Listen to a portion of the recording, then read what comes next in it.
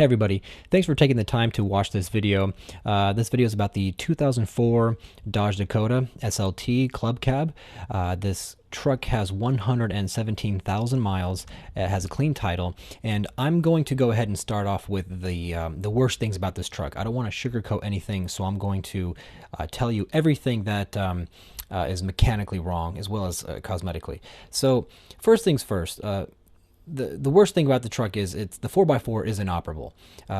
When you turn the 4x4 knob onto 4x4, 4x4 low or high, you hear the transfer case trying to engage, but it engages. However, when you try to go forward, there's this heavy drag, and so you have to take it out. Now, 2x4 drive works just fine. There's no problems there. So that's going to be the worst thing. The second is going to be the let's see, I would say the brakes. There is a pulsation when you go to brake. There is a slight pulsation as you apply the brakes. Now this truck does have 4 brake discs, so I believe that the brake pads and rotors will need to be changed. Thirdly, the steering wheel pulls to the right. As you're driving, it pulls to the right, pretty much at any speed. And so I'm not a mechanic, but I have a feeling all these above problems are somehow correlated, but I don't know. So those are going to be the worst things. Now I'm going to go ahead and play the video, and as the video shows you the car or the truck, I will continue to talk about what's wrong and what's not wrong. So let me go ahead and start the video. Okay, so once again, this is a 2004 Dodge Dakota with 117,000 miles. So as you can see, it has rust. It has rust in the bumper. There is some rust here. Most of the rust is going to be on the driver's side. As you can see, it's going around the rear wheel well, a little bit on the corner there. The bumper seems to be fine. The chrome's in good shape. And then coming over to the passenger side, the rust seems to be really non-existent, except for there's a little piece right here on the bumper and above the, as you can see, behind the right blinker. But there is no major like collision damage. I know there's a little scrape on the driver's side here, some more rust. Right here by the door, so you can see that scrape right there. I don't know what happened, but that seems to be the major body damage there. So you have the rust, and then you have that scratch. Now let's see where I take the video. I'm just going to narrate as we watch this. There was some rust around the gas tank, nothing inside, however, at least nothing major. So the rear does have a piece of, you kind of miss it there, but there's like a duct tape somebody had ran across the top. I'm not sure what that's for, but as you can see, the roof's in good shape. I do know that the top tail light, the one above the cab, that needs a new bulb. As far as blinkers, brake lights, reverse lights, those all work, just so you know. I tried to get a shot of the rear wheel here inside, but it was too dark, just to show you it had 4 disc brakes. Now, the interior is in pretty good shape. Just underneath that glove compartment, there's some scrapes, scratches. I'm not sure from what. The back is in great shape. There's no rips or tears anywhere in the upholstery except for the driver's side, which you'll see right there. That's going to be the worst about the upholstery. The ceiling, which I didn't take a shot of, does have some few marks in here, but there's no, the ceiling, the fabric doesn't droop anywhere. It's nice and intact. But there is a few, just some stains here and there just from natural wear, but nothing too incredible. So here I'm going to go ahead and start the truck, and I gotta turn the volume ahead. Truck starts beautifully every single time. It idles very well. Over here I'm going to just show you the engine. The engine is pretty clean. It runs, it sounds well. Now you're going to hear as I come across the fan, it's going to blow the crap out of the mic. So that's what that noise is, in case you're wondering. But at idle, the truck sounds great. There's no odd noises, no knocking, no sounds that would make you question the condition of the engine itself. Now the engine and transmission, they work great. So what I think I do right here is I go underneath to show you that there's no, well, I look in there deep to show you there's no leaks, there's nothing soaking wet with any kind of fluid. Now I did have the oil changed, the oil recently changed just about a few days ago, and the way they did it, they actually accidentally squirted a little oil here and there, but as you can see underneath there's nothing dripping.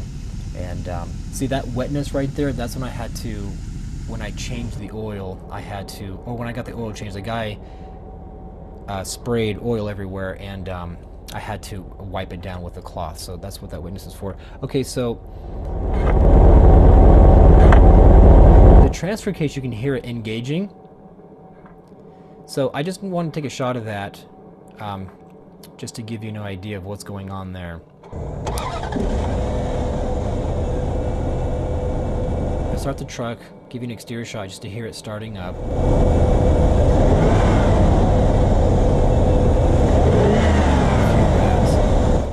It revs up real nice, comes back down to idle very nice. It sits at the idle very nice. There's a little horn honk for you. Now I'm going to show you the oil level. Now I know I'm not going to be able to get a great shot of this just because of the sunlight and the quality of the camera, but the oil is brand new. You can see, kind of see the honey color. It's a bad shot just because of the lighting, but there it is. And then here I show you the transmission levels. Now the transmission is good, nice color, nice full level there. And like I said, the truck shifts very well through all gears. Sometimes when you're even shifting from park to drive, you can't even barely feel it. Brand new air filter, as you can see here.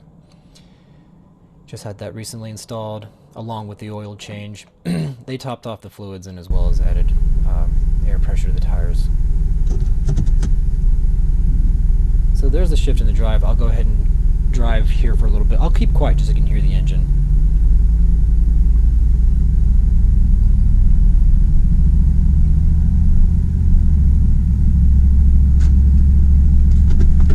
I had to open and shut the door because I think I didn't have it shut all the way.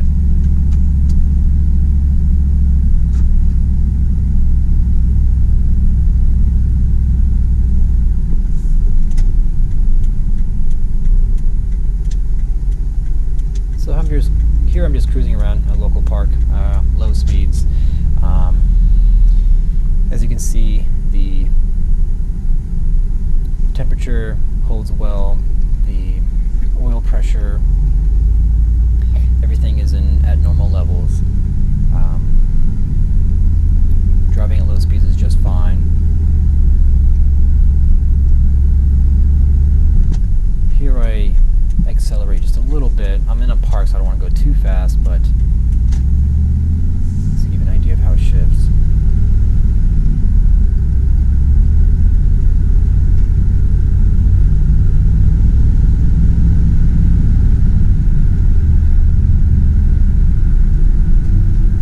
And here I'm going to accelerate again. Just nothing too crazy, but you get an idea of how it shifts.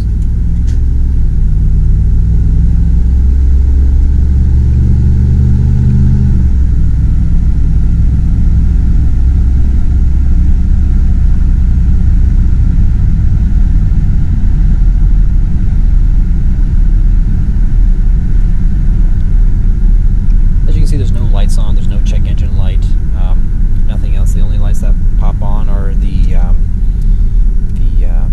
seatbelt light if you're not wearing your seatbelt, and the doors open. Okay, so here I am on the freeway, and what I wanted to show you here was everything. As you can see, I have to hold the wheel tilted to the left a little bit because, like I said earlier, it does pull to the right at any speed, really.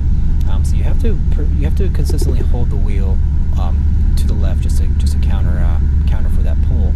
Now here I'm going about 65 miles an hour, and right about here is where you start to feel a little bit of the steering wheel starts to shake just a little bit.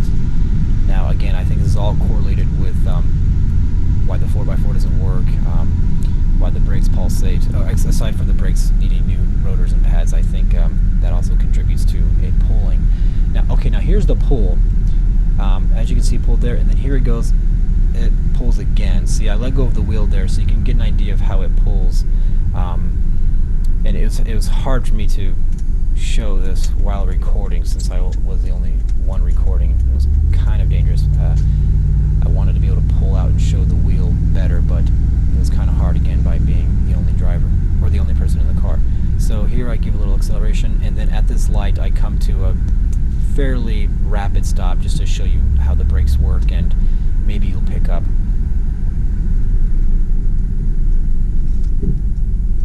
I guess it's hard to tell in the camera, but there, like I said, there is a little bit of a slight pulsation in the brakes.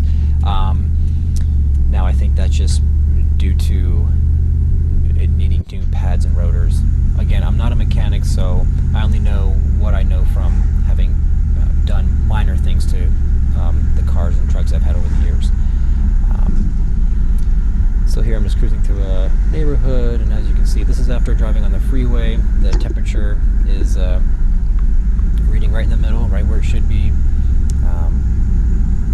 Oil pressure is great, and no lights kicked on, so this is after a good 5-6 minutes of driving from the park.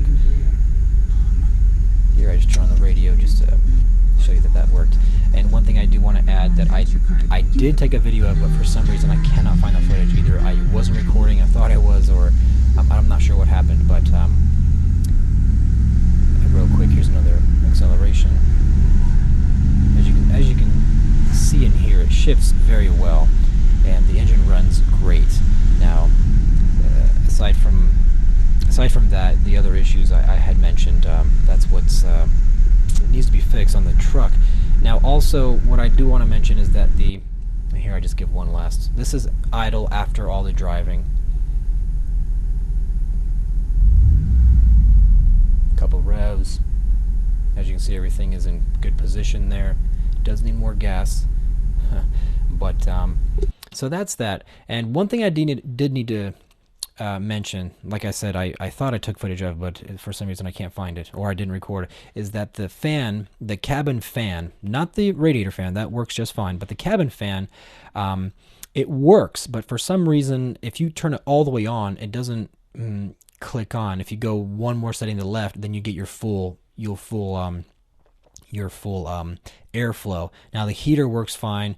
It may need some Freon. When you put the AC on, it does blow cool, but I'm sure it could use another dosage of Freon. So, well, there it is. Again, this is a 2004 Dodge Dakota SLT Club Cab. It is a 4x4, but again, the 4x4 needs to be worked on. I'm not exactly sure what is wrong, but that's why I wanted to show you the video, just to show you what does work, and the things that are broken, at least try to maybe be able to diagnose just by either listening to how the truck ran. So there it is. Once again, 2004 Dodge Dakota SLT. It's got 117,000 miles. It's got a clean title, and it needs a little bit of work on there on it. And I have to mention that the tires are going to probably need changed. I would say safely within 6 months. The tread is decent, but the sides they're starting to crack a little bit. They do hold pressure well, but like I said, if I were getting the truck, I would definitely look into getting new tires or used tires, probably within 6 months. But there you have it. Thank you for watching the video. I hope this makes bidding on it or deciding whether or not you'd like to bid on it a little easier for you. But there you have it. If you have any other questions, feel free to message me. I'll be happy to respond as soon as I possibly can. All right, thanks again. Bye-bye.